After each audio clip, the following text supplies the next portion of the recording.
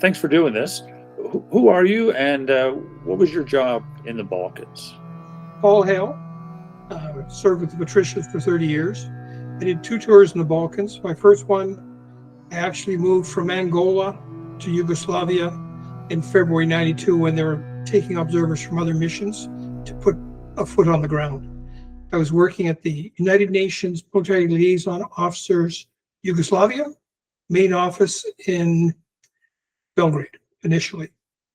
Initially, the job was a jack of all trades, and we were stumbling around, in all honesty, trying to find out when and where units would arrive in country.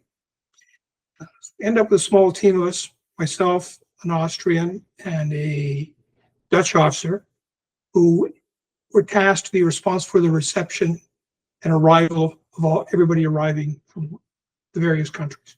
We honestly had no idea who was arriving.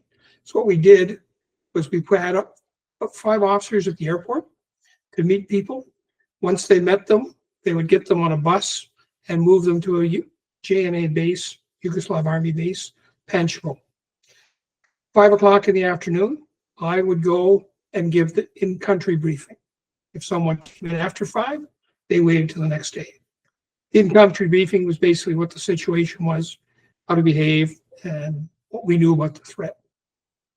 The other things we had to do, especially when talking about the reception of the units, we were responsible for getting the recce parties from each of the countries to the 4 different sectors, north, south, east, and west. Initially, we were scratching our head saying, we can't fail at this. We know that CNN, BBC are going to be there to watch what we're doing, and we have to have a professional look. We were extremely worried about when were people going to arrive, what numbers. In the end, the Dutch officer came up with a very simple solution: color code the convoys. So all vehicles going north would have a green tag in them, south a yellow tag, etc. That's exactly what we did. And we had buses, whatever transport they have, because a lot of the countries were flying in. They had no integral transport. And I remember one night, about 2 o'clock in the morning, a Yugoslav Army officer showed up with a movement graph, the one we used in Staff College in Kingston. I couldn't understand the writing on the graph because it was in Serbian. However, the graph itself made sense. And once we had that, that gave us a level of confidence. So it worked, to our pleasant surprise. I also, when I found out that Mackenzie was coming, and being a Patricia, I started doing a lot of work. Everybody in the headquarters saying, why are you doing so much? Well, General Mackenzie's a Patricia. As soon as he sees me, he's going to expect a plan. So did up a plan, had a timetable for the first week, 4 days in Belgrade, then 3 days in Zagreb. And when General Mackenzie got off the plane, I said, sir, I don't know what you wanted. Here's the schedule that we've done up for the week. Here's the 4 packages of notes we've given to each of the regional commanders. So what we'd also done is we built up a recce notes as the best of our ability for each of the 4 sectors. And his comments were, Paul, thank hell someone's done something. The first 4 days, honestly, my diary is empty. And at the end of it, when I put them on the bus, and they had to go by bus because the Serbs would not let them fly from Belgrade Airport to Zagreb. They're just being jerks about it, putting their spin on what they're doing. I couldn't remember when I last had a meal. So I went and had a meal, and I think I basically slept for about 24 hours. So it was an interesting, challenging time. But by hook or by crook, we made it. And the other thing that was really surprising was how much came back from attending Kingston when you had to dig up the old brain cells.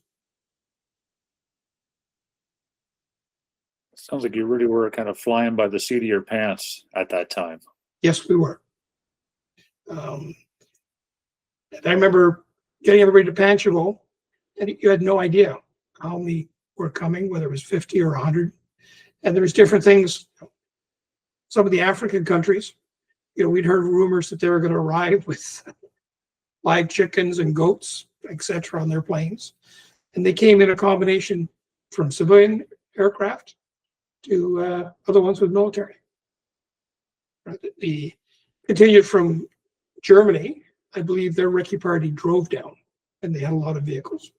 I remember that the UN was extremely upset with the equipment the Canada bought, because they brought TUAs, tow under armor, and a whole bunch of warfighting equipment.